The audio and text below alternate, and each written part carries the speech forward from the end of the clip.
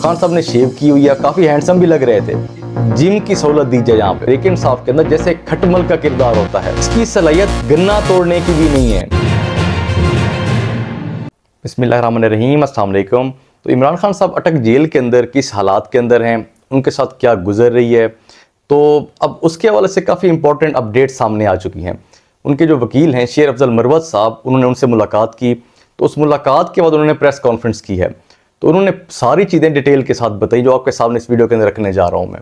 तो उसके अलावा परवेज़ खटक साहब के बारे में काफ़ी इंटरेस्टिंग बातें की उन्होंने। तो इसीलिए ये व्लॉग जो है ये एंड तक ज़रूर देखिएगा, क्योंकि इसके अंदर बड़ी इंटरेस्टिंग इन्फॉर्मेशन हैं। तो शेर अफजल मरवत साहब ने प्रेस कॉन्फ्रेंस की है। तो उसमें उन्होंने कहा कि जो दोस्त मिलने जाते थे उनकी बातें हम सुना करते थे, तो वो बातें हम आगे बताया करते थे लोगों को। तो वो तो ज़ाहिर सी बात है, अब जैसी बातें होती थी कि इमरान खान साहब को अजियत दी जा रही है, उनको किसी चीज़ की सहूलत नहीं दी जा रही, तो वो कहते हैं ऐसा नहीं है। वो कहते हैं कि मैं खान साहब से मिलने गया तो वहाँ पर खान साहब ने बताया कि जी उनको 2 टाइम डॉक्टर्स जो हैं देखने भी आते हैं, मुआयना करने आते हैं। मतलब एक 12 बजे दिन को, दूसरे डॉक्टर रात को 8 बजे।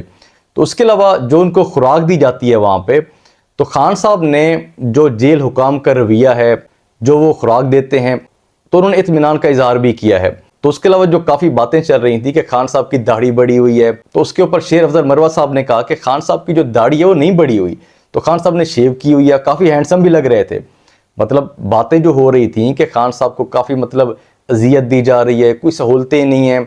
चलें, अब वो सहूलतें तो नहीं हो सकती ना खान साहब की जो जमान पार्क में जो बनी गाला के अंदर हैं, तो जाहिर सी बात है जेल है ये।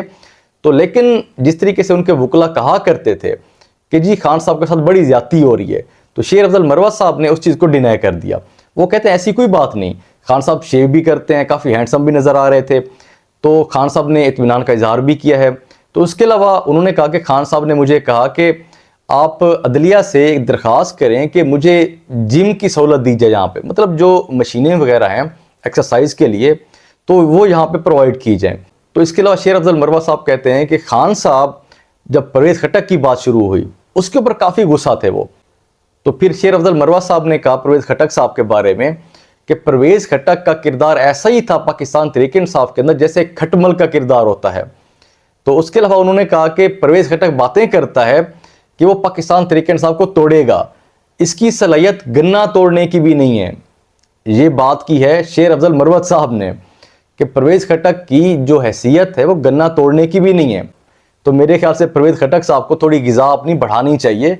परवेज़ खटक साहब को काफ़ी लाइट ले रहे हैं ये लोग। तो परवेज़ खटक साहब को अपनी तरफ तवज्जो देनी चाहिए, थोड़ी गिज़ा अच्छी रखनी चाहिए उनको, अपनी सेहत उनको बनानी चाहिए। तो देखें, बात ये है पाकिस्तान तहरीक इंसाफ की ये जो बातें होती है ना, इससे मेरा बड़ा इख्तिलाफ होता है। जब परवेज़ खटक साहब पाकिस्तान तहरीक इंसाफ का हिस्सा थे तो उस टाइम वो ऐसे ताकतवर इंसान थे, तो तहरीक इंसाफ के लोग कहते थे कि परवेज़ खटक जो है ना केपीके के अंदर मतलब एक इतने ताकतवर इंसान हैं, तो बहुत बड़े पहलवान हैं वो, तो जो उनके मुखालफीन है ना उनको उठा उठा के फेंकते हैं। मतलब बड़ी सेहत थी उनकी, बड़ी ताकत थी उनकी उस टाइम तो। लेकिन अब जाहिर सी बात है पाकिस्तान तहरीक इंसाफ को छोड़ चुके हैं वो, तो अब जो उनके मुखालिफ पार्टी है पाकिस्तान तहरीक इंसाफ है। तो इसीलिए जो पहले पहलवान थे, ताकतवर थे, जो लोगों को उठा उठा के फेंकते थे अपने मुखालफीन को, क्योंकि अब पाकिस्तान तहरीक इंसाफ उनकी मुखालिफ है, तो अब वो गन्ना भी नहीं तोड़ सकते। तो ये मतलब हालत है पाकिस्तान तहरीक इंसाफ के लोगों की। जो उनके साथ है वो अच्छा भी है, ताकतवर भी है, तो जो उनके मुखालिफ है उससे कुछ भी नहीं होता, वो मतलब नकारा है, उससे गन्ना भी नहीं टूटता। तो खैर ये कुछ अपडेट्स थी। बाकी आपका जो ओपिनियन हो इस हवाले से वो कमेंट्स के जरिए ज़रूर बताइएगा। तो फिलहाल के लिए इतनी, अल्लाह हाफिज़।